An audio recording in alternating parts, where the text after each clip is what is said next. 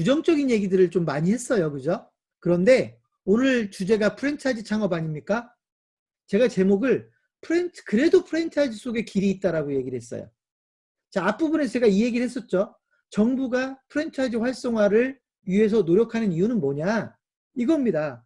우수 프랜차이즈 하나면, 예를 들어서 우수한 프랜차이즈 A라는 프랜차이즈를 하나 육성해 놓으면 이 회사가 만약에 가맹점을 전국에 1000개를 내줬다? 그러면 이 1000개의 가맹점은 이 우수 프랜차이즈 하나 때문에 잘 먹고 잘 사는 겁니다. 오늘도 제가 전화 한 통을 받았어요. 누구냐면 울산에서 전화가 왔는데 교촌치킨을 울산에다 창업하고 싶다는 겁니다. 그러면 교촌치킨은 지금 전국에 가맹점이 한 1000개 정도 되는데요. 교촌치킨이라고 해서 다 성공하는 건 아니겠지만 적어도 교촌치킨은 우리나라 치킨 프랜차이즈 중에서 가장 잘하고 있는 데 중에 하나입니다. 그래서 이 사람은 교촌치킨으로 창업하고 싶은 겁니다. 지금 전국에 1000개 정도의 매장이 운영되고 있습니다. 그러면 교촌치킨이라고 하는 우수 프랜차이즈 하나 때문에 1000개의 가맹점이 잘 먹고 잘 살고 있는 겁니다. 사실은 교촌치킨 같은 경우는요. 지금 여러분이 창업하고 싶어도 여러분이 창업하고 싶은 동네에 내주질 않아요. 왜냐하면 이미 그 동네를 커버하고 있는 매장이 있기 때문입니다. 그러니까 이처럼 좋은 프랜차이즈는 이런 긍정적인 효과를 만들어냅니다. 그래서 좋은 프랜차이즈를 선택한다면 이라는 게 전제 조건입니다. 여러분이 좋은 프랜차이즈를 선택해야 됩니다. 우수 프랜차이즈를 선택해야 됩니다.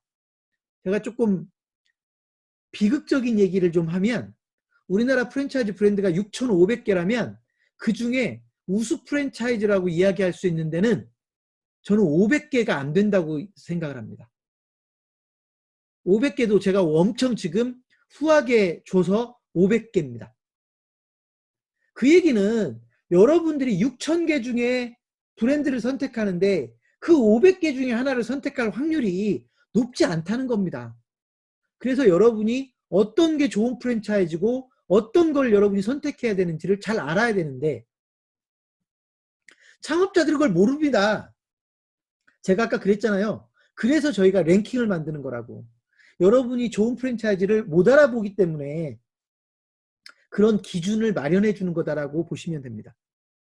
그래서 제가 그래도 프랜차이즈가 길이 있다라고 하는 건 뭐냐면 우수 프랜차이즈가 만들어지면 그 프랜차이즈가 가맹점들을 방치하는 게 아니라 적극적으로 개입을 해서 그 가맹점들이 원활하게 운영되게끔 만들어 주는 겁니다. 그래서 우수 프랜차이즈가 중요하다는 겁니다. 그래서 제가 이제 그렇게 얘기합니다. 거기 여러분 제가 프랜차이즈는 잘 쓰면 약이요, 못 쓰면 독이다. 이거 여러분 입장에서 써놓은 겁니다.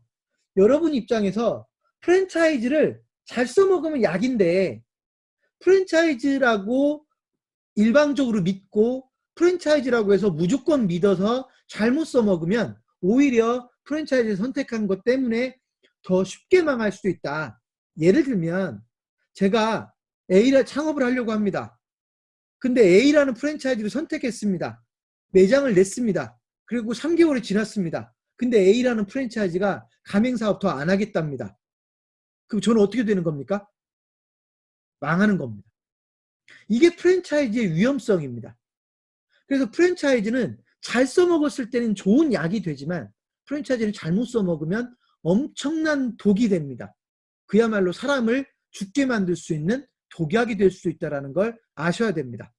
그 전제 조건이 기본적으로 여러분이 우수한 프랜차이즈를 착한 프랜차이즈를 선택할 수 있어야 된다는 걸 전제하는 겁니다. 프랜차이즈 창업의 가장 큰 문제점을 제가 맨 마지막에 써놨는데요. 프랜차이즈 창업의 가장 큰 문제점은 뭐냐? 창업자들이 가맹점을 선택하는 걸 너무 대충대충 한다는 겁니다. 안 믿으시겠지만 제가 그래도 2005년도부터 창업경위신문을 직접 만들어서 운영하고 있는데요. 제가 수많은 창업자들을 만나보니 수많은 창업자들이 프랜차이즈를 선택하는 걸 정말로 대충대충 하더라. 이게 결론입니다. 정말로 대충대충 하더라. 제가 하나만 예를 들어 드릴까요? 여러분, 어떤 가맹본부가 어떤 카페 프랜차이즈가 있는데 이 프랜차이즈가요 2년 동안 매장을 100개 이상을 만들었습니다.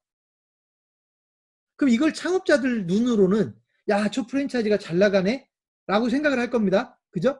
왜냐하면 2년 동안에 가맹점을 100개나 만들었으니까 저 카페 프랜차이즈 잘 나가네? 이럴 거 아닙니까?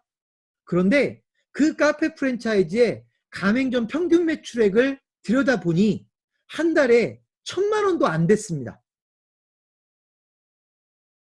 가맹점 카페들이 한 달에 1,000만 원도 못 팔고 있더라는 겁니다. 그거를 좋은 프랜차이즈라고 할 수 있습니까? 그거를 우수 프랜차이즈라고 할 수 있습니까? 그럴 수 없습니다. 근데 창업자들은 뭘 보고 선택하냐면 최근에 100개나 늘었으니까 좋은 프랜차이즈겠지라고 생각을 합니다. 완전 잘못 선택하는 겁니다. 제가 이렇게 여러분이 있을 때 이런 표현을 써서 어떨지 모르지만 똥 밟는 겁니다. 그래서 창업자들이 좋은 프랜차이즈를 선택하기 위해서 소위 몸부림치고 노력을 해줘야 되는데 그런 노력들을 너무나 안 하더라라고 하는 게 문제입니다.